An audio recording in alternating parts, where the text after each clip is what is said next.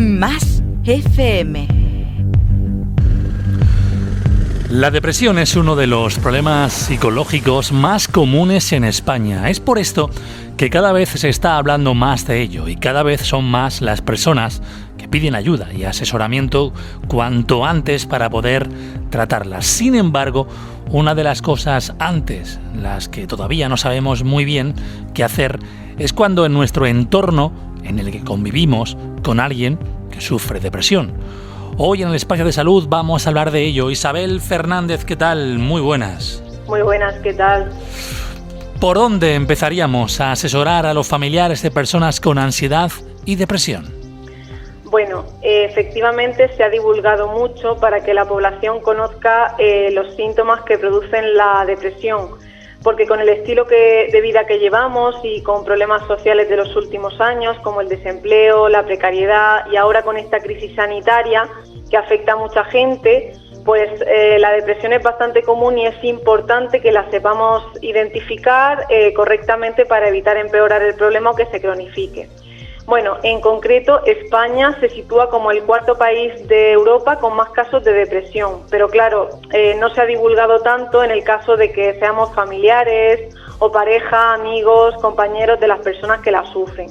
En primer lugar, lo más importante para este entorno de la persona con depresión es conocer y entender la depresión, porque para poder actuar correctamente, si queremos ayudar a esta persona, lo más básico es que seamos capaces de empatizar y saber qué están viviendo. Tenemos que tener en cuenta que la depresión es un problema contra el que la persona lucha, es decir, cuando la persona comienza a tener síntomas y a encontrar que algo no va muy bien, muchas veces hace un esfuerzo por quitarse ese malestar y continuar con su vida normalmente. Ir a trabajar, salir, mantener su tiempo de ocio, pero la depresión es como un monstruo que atrapa a la persona. Si la persona fuera capaz de quitárselo por sí sola, lo haría, y me explico.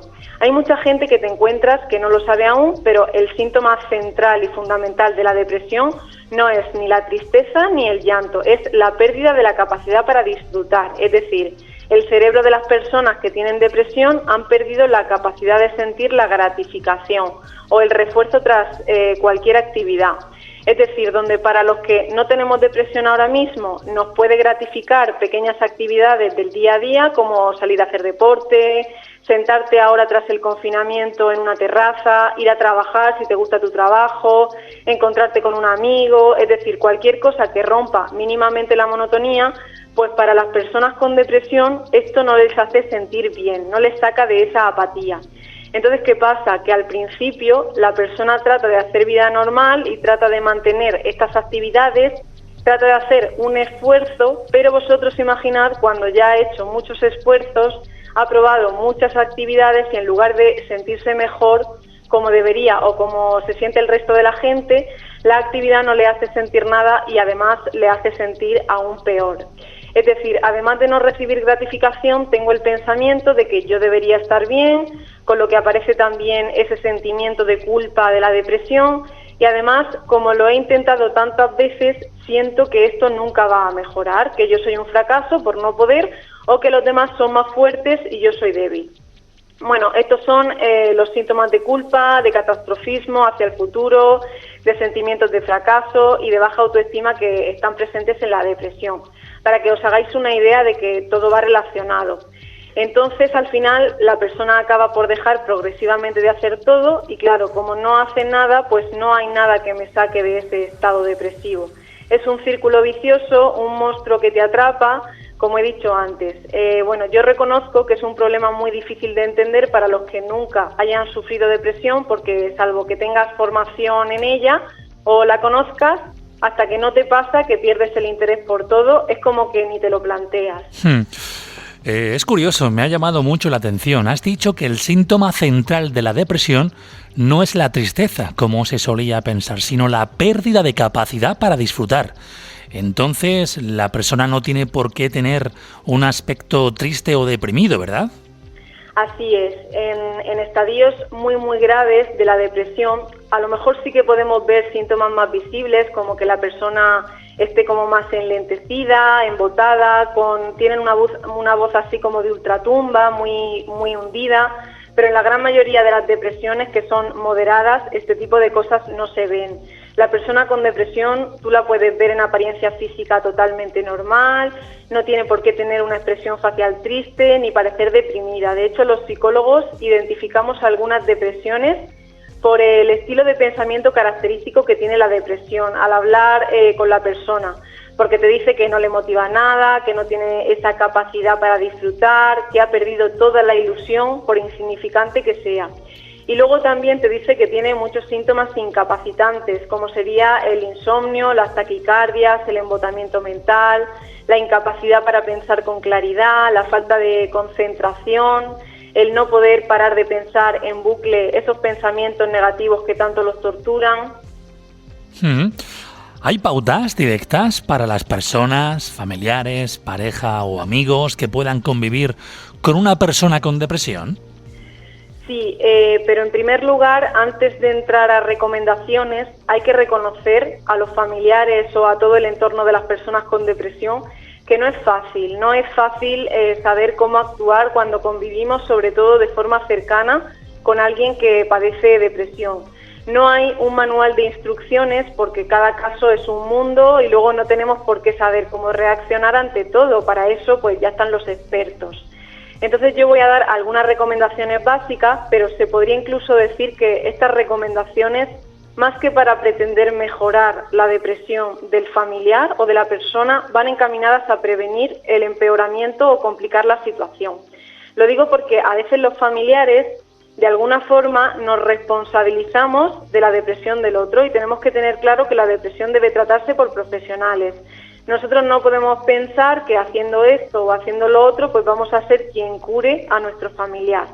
Tampoco nos sintamos culpables, que es a lo que quiero llegar. A ver si me explico bien. A veces los familiares nos sentimos como que, bueno, yo es que no puedo salir o no puedo hacer ocio o disfrutar porque mi familiar o mi pareja tienen depresión y debo cuidarle.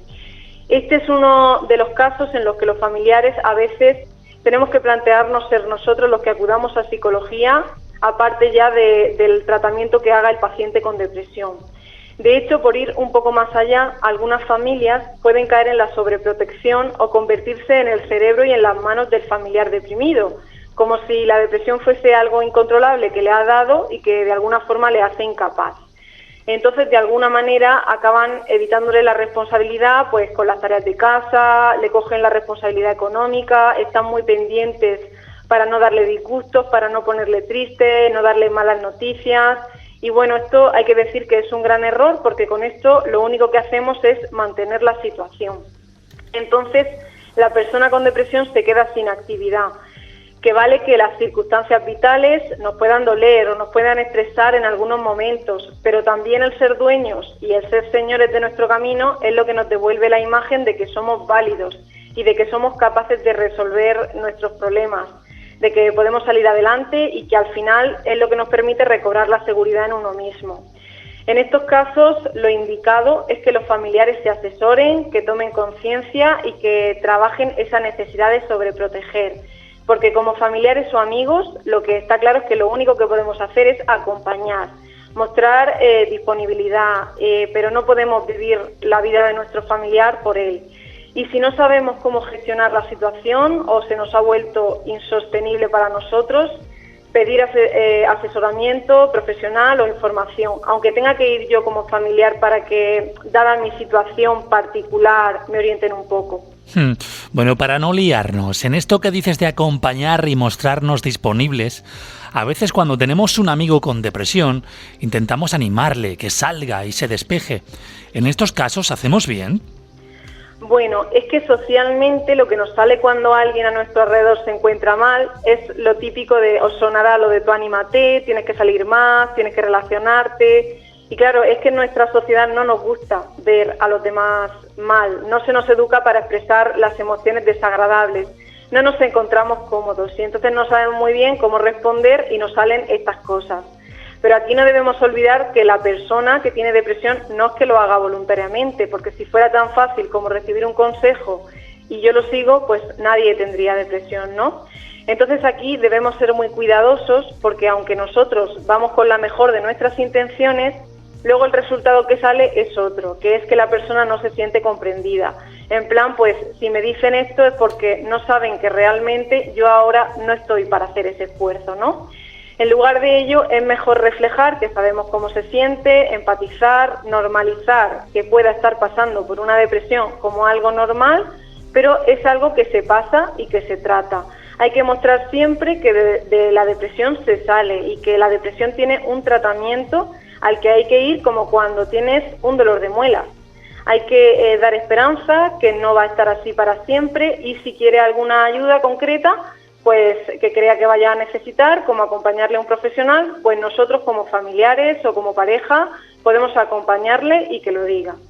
Y bueno, también se me ocurre otra cosa que a veces hacemos sin querer, que es que en el intento de consolar a nuestro familiar lo comparamos con otras personas que hay con situaciones de vida aparentemente peores o que no tienen depresión, ¿no? Lo típico de yo conozco a alguien al que le han pasado muchas cosas en su vida y mira qué feliz está. Bueno, aquí lo que podemos conseguir es que la persona se sienta más débil que los demás, reforzar ese sentimiento de culpa, con lo que no suele funcionar.